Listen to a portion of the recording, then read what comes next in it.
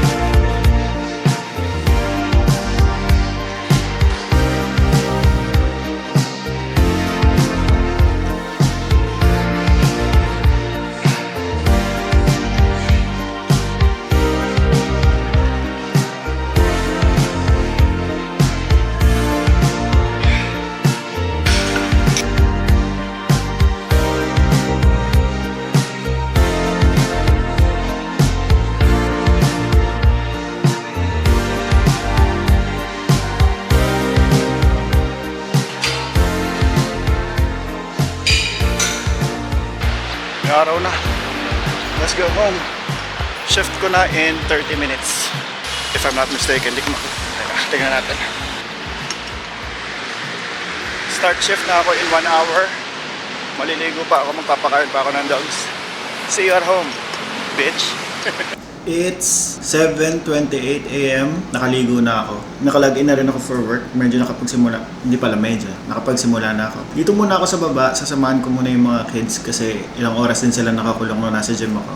Patagalin ko lang ng konti na nagliliwaliw sila and then I'm gonna feed them siguro mga 9 AM. After that, lilipat ako sa taas para mag-transfer na rin ng files kasi medyo matagal yung transferring of files eh. Hindi ko pala alam kung rinig ako dun sa mga footages ko nung nasa gym kasi hindi ako gumamit ng external mic. Ginamit ko lang yung internal mic. Kung hindi rinig, I'm sorry. But now, naka-external mic na ako. Basta mag-work lang muna ako dito sa baba. Pakainin ko yung dogs. Other than that, may mga pakunti-kunti akong chores na ginagawa habang nag-work. Lalo na pag dito ako sa baba nag-work. Other than that, it's boring. It's boring as fuck. So, hindi ko na ipapakita. I'll get back to you, okay? 8:15 AM. Kumakain na yung dogs. I just realized maaraw ngayon compared sa mga nakaraang araw kasi may mga bagyo, diba? Maaraw ngayon, so might as well maglaban na lang ako. So, hindi na lang ako sa taas magsha-shift. Kasi nauubusan na rin ako ng pang-gym. Yun lang. 1 hour 17 minutes in. 6 more hours to go. 6 hours and more than 6 hours to go. Yun na, ganda na pwesto mo dyan na. Happy ka dyan? Okay, good. Ano ba kayo? Chico, pinapakita ko lang si Yuna pumesto sa tambak na. Nakapwesto sa nakasort. Ayan si Yuna, napakagaling. Ganda na napiling pwesto. At ito yung mga makukulit. Hanap na kayo pwesto nyo, may mga iba pa dun, oh. La. Magsahanap na kayo ng pwesto nyo dun. Ang pretty. Ang pretty. Buang. Oh, ano yan? Ano pala mo? Laki-laki niya, oh. Ang dami ko nang nilaban. Biglang umuulan. Oh, that rhymes. What the fuck? Pwede ako mag-rapper. 10 minutes na lang patapos na yung shift ko. Maaraw na ulit. Kaso, 3 o'clock na. Ang bigat na nun. Mabigat na yung sampayan para ilabas. Kaso, naipasok ko na to. Punong-puno na yan eh. Ang bigat na yan para ilabas. Should I? Paano ko umulan ulit? I'm so tired. I'm so sick and tired.